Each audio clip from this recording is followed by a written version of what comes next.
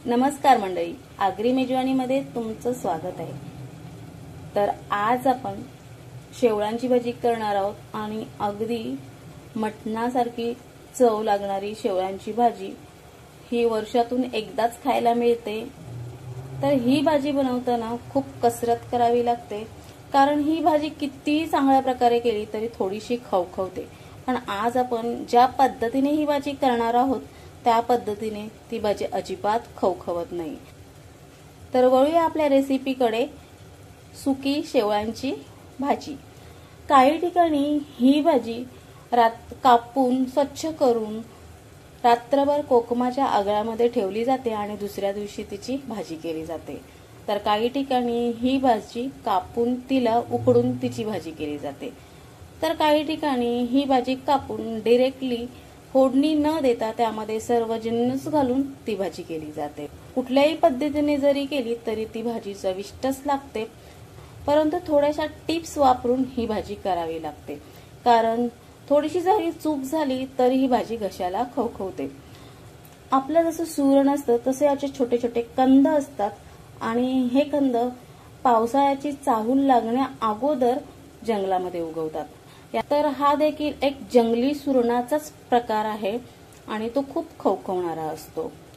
जर तुम्ही या भाजीमध्ये काही चूक केलीत, म्हणजे भाजी करताना काही तुमच्याकडून चूक झाली, तर ती भाजी इतकी घशाला खवखवते की तुम्ही कोकम किंवा एखादी आंबट वस्तू खाल्ल्याशिवाय ती घशाची खवखव जात नाही। आणि आज आपण करणार आहोत शेवळांची भाजी। खूप चविष्ट अशी ही भाजी आहे आणि अशा जुड्या करून त्यासोबत हा पाला आणि ही शेवलं मार्केटमध्ये विकायला येतात। ही भाजी खूपच चविष्ट असते।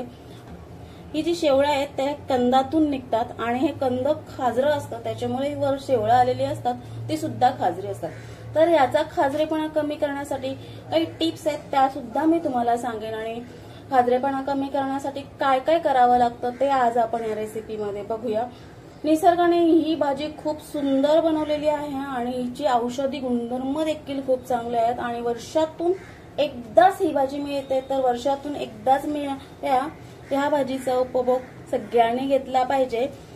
तर मंडळी, ही भाजी खाजरी असते, खवखवणारी असते, तर ती घशाला खवखवते। तर ती भाजी खवखवू नये म्हणून काय करावं, कुठला भाग घ्यावा कुठला नाही घ्यावा, अगदी सुगरण असेल तर पूर्ण या कंदाची भाजी केली तर ती अजिबात खाजत नाही।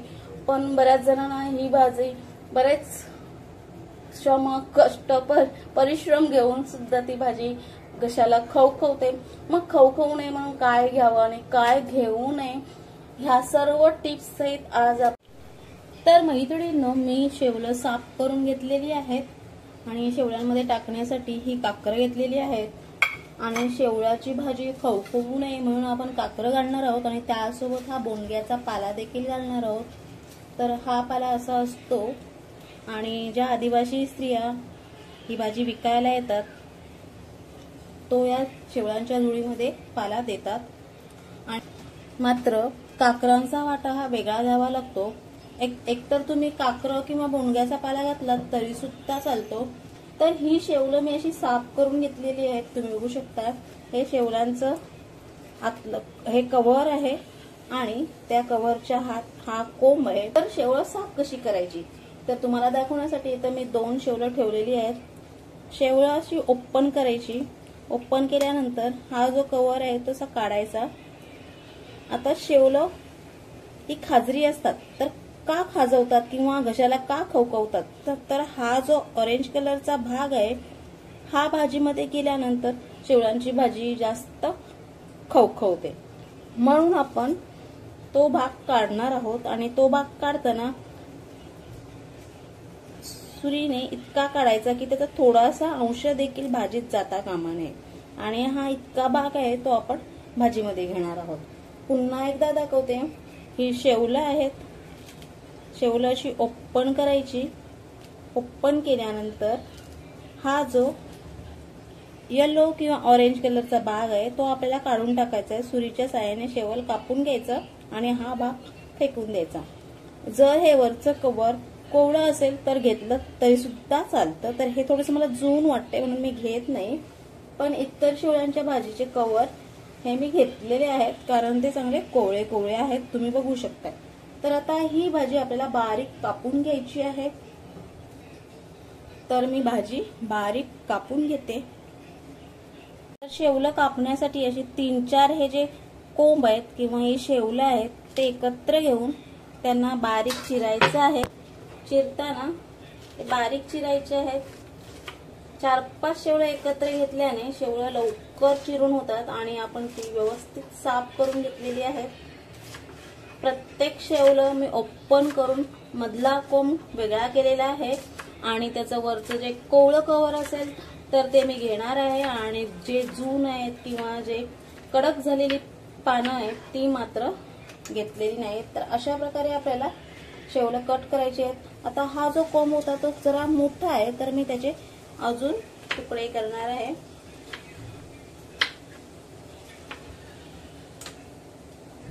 आता ही शेवलांच्या कोंबांच्या वरची जी पानं आहेत ती सुद्धा आपण अशी बारीक चिरून घेऊया।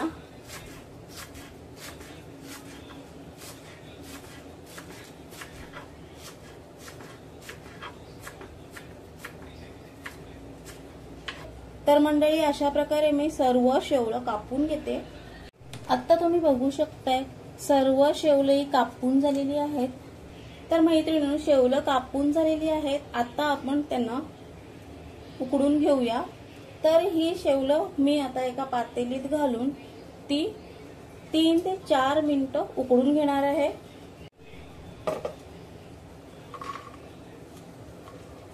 कापण्यापूर्वी मी शेवलं स्वच्छ धुवून घेतली होती। आता मात्र आपण यामध्ये पाणी घालून ती 2 ते 3 मिनिटं उकडून घेणार आहोत। शेवलांमध्ये पाणी घालून झालेलं आहे। आता त्यामध्ये आपण चवीपुरतं मीठ घालूया आणि यामध्ये शेवलं बुडतील एवढंच पाणी घेतलेलं आहे। भाजी उकडायला ठेवून 3-4 मिनिटं झालेली आहेत। आता आपण गॅस बंद करून घेऊया।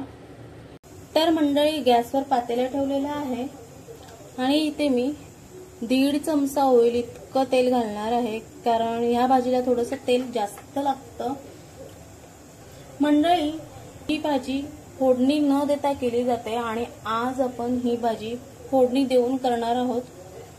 तर तेल तापलेलं आहे। आता आपण त्यामध्ये 1 चमचा होईल इतकं जिरं घालूया। जिरं चांगलं फुलून द्यायचं आहे। तुम्ही बघू शकताय जिरं घातल्या घातल्या फुललेलं आहे। आता त्यामध्ये आपण 1 कांदा कापून घालूया। कांदा घातल्यानंतर त्यासोबतच 2 छोट्या मिरच्या चिरून घालायच्या आहेत। कांद्याला थोडासा ब्राऊन कलर येईल इतका कांदा परतायचा आहे। गॅस मी हाय फ्लेमवरच ठेवलेला आहे। भाजीत घालण्यासाठी जी काकरांची फळं लागणार आहेत ती अशी फोडून त्यांच्यामधल्या बिया काढून घेतलेल्या आहेत आणि ही बोंडं आणि काकरा दोन्ही मी मिक्सरला वाटून घेत आहे। कांदा गोल्डन ब्राऊन व्हायला लागलेला आहे। आता आपण त्यामध्ये लसूण घालून घेऊया। तर इथे मी 7-8 पाकळ्या लसणाच्या घेतलेल्या आहेत आणि 1 इंच होईल इतकं आलं घेतलेलं आहे। ते सुद्धा आपण आता कांद्यामध्ये घालून घेऊया। कांद्यासोबत आलं लसूण देखील परतून घेऊया।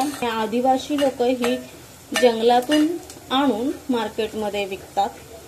ही भाजी खूप पौष्टिक असते। याच्यात सगळे शरीराला आवश्यक असणारे घटक असतात।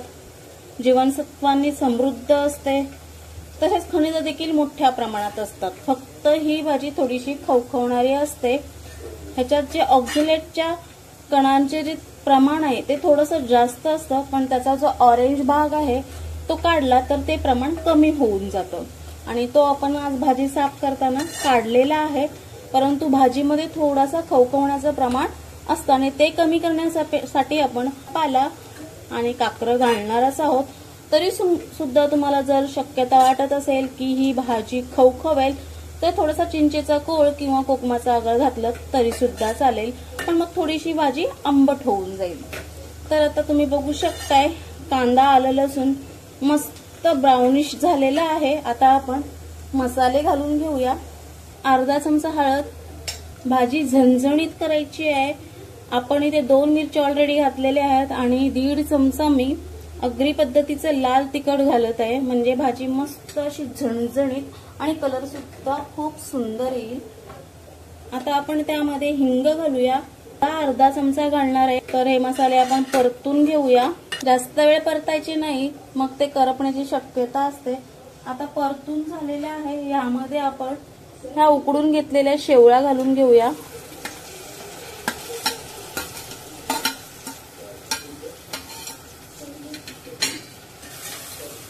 शेवळा 1 ते 2 मिनिटं या मसाल्यामध्ये परतून घ्यायचे आहेत। तुम्ही बघू शकता किती सुंदर कलर आलेला आहे आणि टेक्स्चर देखील खूप सुंदर दिसत आहेत। गोल गोल कापलेले शेवळा खूप छान दिसत आहेत। ही भाजी चवीला सेम टू सेम मटणासारखी लागते। आता आपण ह्यामध्ये मिक्सरला लावून घेतलेला बोंडल्याचा पाला आणि काकरं यांचं जे काही मिश्रण आहे ते घालणार आहोत। तर तुम्ही बघू शकता मिश्रणाचं प्रमाण किती आहे ते तुम्हाला मी दाखवलेली 10-12 काकरं होती आणि मुठभर बोंडग्याचा पाला होता। तो मस्त मिक्सरला एकदम लीन वाटून घेतलेला आहे। भाजी आपल्याला सुकी करायची आहे।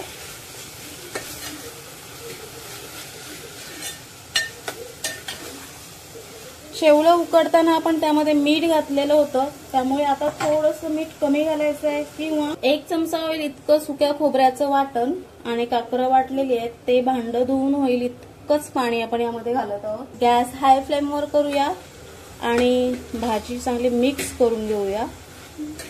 मस्त खूप छान असा कलर आलेला आहे आणि सुवास देखील खूप छान आलेला आहे। मैत्रिणींनो, मी एक गोष्ट सांगायला विसरली, जेव्हा आपण ही शेवलं कापत असतो तेव्हा ही शेवलं कापताना जी सुरी घेतो किंवा विळी कोयता काही घ्याल तुम्ही, त्याला थोडंसं तेलाचा हात लावा आणि तुमच्या बोटांना देखील तेलाचा हात लावा, नाहीतर तुमची बोटं काळी होऊ शकतात, म्हणजे त्याला थोडासा काळसरपणा येऊ शकतो। आणि शेवलं कापली की ती पाण्यात ठेवावी। तर मी आता 2 मिनिटं या भाजीवर झाकण ठेवून आता आपण ताटामध्ये पाणी घेऊन ते ताट भाजीवर झाकण देऊया आणि 3 ते 4 मिनिटं भाजी मस्त शिजवून घेऊया। 3 ते 4 मिनिटं झालेली आहेत। पातेलीवरचं झाकण काढून बघूया।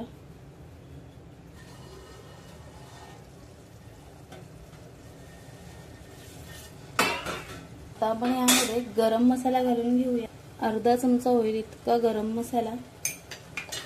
मसाला मिक्स करून घेऊया। 1 मिनिटभर गॅसवर ठेवूया आणि नंतर गॅस बंद करून घेऊया। अशा प्रकारे मैत्रिणींनो, घशाला अजिबात न खवखवणारी मटणासारखी चव असणारी शेवळांची सुकी भाजी तयार झालेली आहे। 1 मिनिट झालेला आहे, गॅस बंद करून घेते।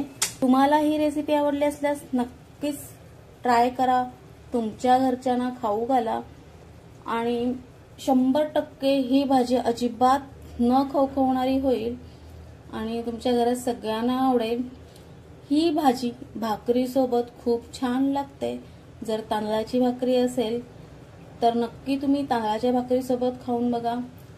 आणि मंडळी, ही भाजी तुम्ही गरम गरम न खाता थंड करून खा, तर तिला अजून चांगली चव येते आणि ती अजिबात खवखवत नाही। असं म्हणतात की ही भाजी आदल्या दिवशी करून दुसऱ्या दिवशी खावी तर तिला अजून छान अशी चव येते। तर आता मी ही भाजी रात्री बनवत आहे आणि जवळजवळ रात्रीचे 11 वाजलेले आहेत। तर आता ही भाजी मी अशीच फ्रीजमध्ये ठेवणार आहे आणि उद्या दुपारी हिला मी खाणार आहोत, म्हणजे ही शिळी होऊन जाईल आणि ह्या शिळ्या भाजीला खूप छान अशी चव येते। मंडळी, तुम्हाला जर ताजी ताजी खायची असेल तर तुम्ही खाऊ शकता, पण खरोखरच तुम्ही एकदा तरी 1 दिवस अगोदर केलेली भाजी खाऊन बघा, तुम्हाला नक्कीच आवडेल। तर अशी ही शेवळ्यांची भाजी तयार झालेली आहे। तुम्हाला रेसिपी आवडली असल्यास नक्कीच लाईक करा, कमेंट शेअर करायला विसरू नका।